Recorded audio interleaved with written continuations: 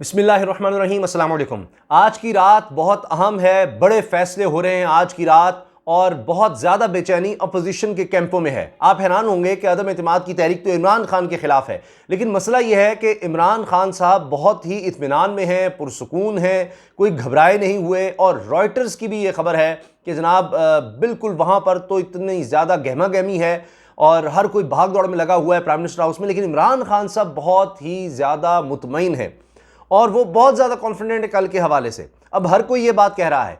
इमरान खान ने समा टीवी को जो इंटरव्यू दिया है और उन्होंने उसमें वाज़े तौर पर कहा है कि कल कौम बहुत ज़्यादा इंजॉय करने वाली है, कल मैं एक सरप्राइज़ देने वाला हूँ और मेरे पास कई प्लान्स हैं। इमरान खान साहब ने बड़ा वाज़े कहा है। अब इस पर अपोजिशन भी देख रही है कि जो मजाक पहले उड़ाने की कोशिश की गई कि जी 27 मार्च को कोई सरप्राइज़ नहीं आया और जनाब ये लेटर था। अब देखें, अब सब कुछ, सारी सियासत पूरे पाकिस्तान में इस वक्त उसी हवाले से बात हो रही है कि जी बैरूनी ताकतें, ये सब बात हो रही है और कौन किसके साथ है। अब उसी के इर्द गिर्द अब तहरीक अदम एतमाद का मामला जो था जी, महंगाई मुकाओ मार्च और ये वो, अब मसला यह है कि डिफेंसिव पर मुत्तहिदा अपोजिशन है कि जनाब आप किस किस से मिलते रहे, क्या करते रहे।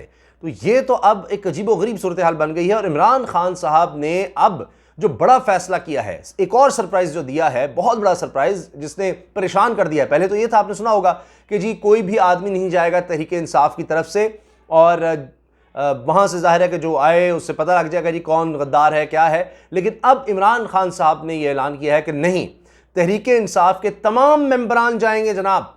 इतवार के दिन अदम एतमाद का पर जो वोटिंग होनी है उसमें तहरीक इंसाफ के तमाम लोग जाएंगे, हत्ता कि इमरान खान साहब भी जाएंगे। और 140 कहा जा रहा है कि जी पार्लिमानी जो मेंबरान हैं उन्होंने शिरकत की है इमरान खान साहब के इशाई में। अब आप इससे अंदाज़ा लगा लीजिए, वैसे कुल तादाद 155 है। अब कुछ लोग कह रहे हैं जी 140, कुछ हो सकता है वैसे ना आए हों, जिस तरह आमिर लियाकत साहब कहा जा रहा है जी बीमार हैं। अब तो उन्होंने ये भी कहा है कि जी मैं आऊँगा और मैं दिखाऊँगा कि मैं इमरान खान के साथ खड़ा हूँ। बहरहाल उनका भी तो ये बयान आ रहा है।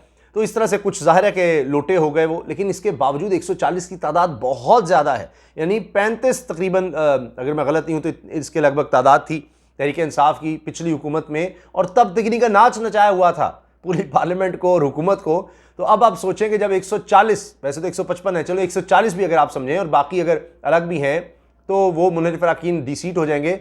तो एक तो ये कि सब जा रहे हैं, अब इस पर हाथ पांव फूल गए हैं शहबाज शरीफ के और सारी अपोजिशन, मुतहदा अपोजिशन के, ओहो ये तो वहाँ पर आएंगे तो गड़बड़ हो जाएगी। अब ये भी खदशा जाहिर किया जा रहा है कि वहाँ पर वोट ही नहीं कास्ट करने दिए जाएंगे कि जनाब ये गलत है, ये गैर आइनी है, ये सब पीछे से गेम हो रही है, जिसकी वजह से अब ये फैसला कर लिया गया है कि गद्दारी के मुकदमात दर्ज करवाए जाएंगे कि ये गद्दारी है कि बैरूनी ताकतों की माँ पर कोई आप एक हुकूमत को, डेमोक्रेटिक हुकूमत को गिराएं और इस तरह तो नहीं होने दिया जाएगा। जबकि आप देखें कि इतना खौफ है, हत्ता कि अगरचे कंटेनर लगा दिए हैं, कोई भी शख्स नहीं जा सकता पार्लियामेंट की तरफ, कोई गैर मुतलका शख्स, कोई आम शख्स नहीं जा सकता। पार्लियामेंट के मेंबरान तो जाएंगे, फिर भी खौफ है कि वो जो आएंगे अगर हमें वोट ना डालने दिए गए ये वो, तो अपोजिशन को खौफ यह है कि वहां पर कोई हंगामा हो गया तो इनको नुकसान होगा, वोटिंग नहीं हो सकेगी, फिर मामला आगे चला जाएगा।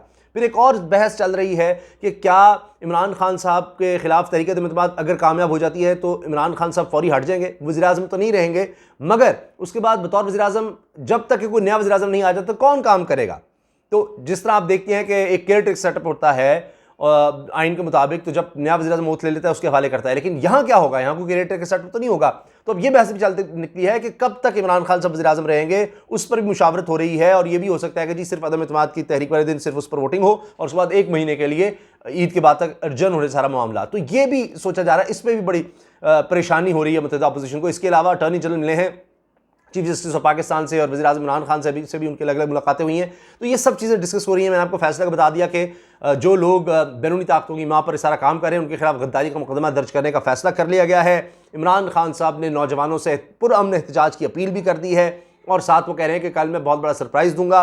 उन्होंने बड़ा वाज़े कहा है, इसके कई मतलब निकाले जा रहे हैं कि इमरान खान साहब ने यह कहा कि जी रात से जो मुझे मैसेजेस आ रहे हैं तो फिर वो रुक जाते हैं और मुस्कुराते हैं कि वो इस तरह से कहते हैं अब हालात बदल गए हैं। अब वो मैसेजेस किसके आ रहे हैं, क्या है, ये तो इमरान खान साहब ने नहीं बताया, लेकिन उन्होंने मैसेजेस का जिक्र ज़रूर किया। बात अलबत्ता वो ज़रूर कर रहे थे कि जो मुनहरिफ अरकान हैं जो गए हैं वो और इत्तेहादी इस वक्त परेशान हैं और वो कह रहे हैं कि मुझे उम्मीद है कि जिस तरह लोग अब खड़े हो गए हैं, इनको अंदाज़ा है कि ये अपने हलकों में नहीं जा सकते, और फिर ये कि ये समझ रहे थे कि इनको लालच जो दिया गया था दीगर मामलात के साथ कि जी टिकट अगर तुम्हें तुम्हारी जमात तहरीक इंसाफ निकाल भी देगी तो हम तुम्हें टिकट देंगे, नून लीग टिकट देगी। लेकिन अब तो नून लीग का टिकट कोई लेगा नहीं। जो खैबर पख्तूनख्वा में आपने देख लिया जिस तरह से इमरान खान साहब के हक में लोग निकल आए हैं, बल्दियाती इलेक्शन में जो उनको तारीखी फतह मिली है और नून लीग के गढ़ में मिली है, तो अब वहां पर कौन टिकट लेने जाएगा नून लीग का? नूर आलम खान और दीगर लोग जो हैं वो कहां खैबर पख्तूनख्वा। और यही बात पंजाब में भी होगी। अब सब ये कह रहे हैं, मुझे एक साहब मिले, वो कह रहे हैं कि जी हमारे तो कोई आया, हमारा जो इस वक्त इलाके का MPA है वो तो इमरान खान के साथ खड़ा है, लेकिन अगर वो साथ खड़ा ना हो, वो कह रहे हैं जी हम जूते मारेंगे। अंदाज़ा लगाएं आप, लोगों का ये जज्बा हो गया है। और वो कह रहे हैं कि जो इमरान खान के खिलाफ भी लोग थे, इमरान खान के खिलाफ वोट डाला, वो भी अब इमरान खान के साथ हो रहे हैं कि ये नहीं हम बर्दाश्त कर सकते। तो ये इस वक्त सूरत हाल है जो बड़ी अजीबोगरीब हो चुकी है। अब ये एक तो खौफ है कि जनाब इमरान खान साहब ने एहतजाज की कॉल दे दी और ये सब कुछ सब जा भी रहे हैं वहाँ पर, ये क्यों आ रहे हैं अचानक, कि क्या है इमरान खान साहब ये क्या कर रहे हैं, पहले तो नहीं आना था अब आएंगे, अब हम स्ट्रेटजी क्या बनाएं।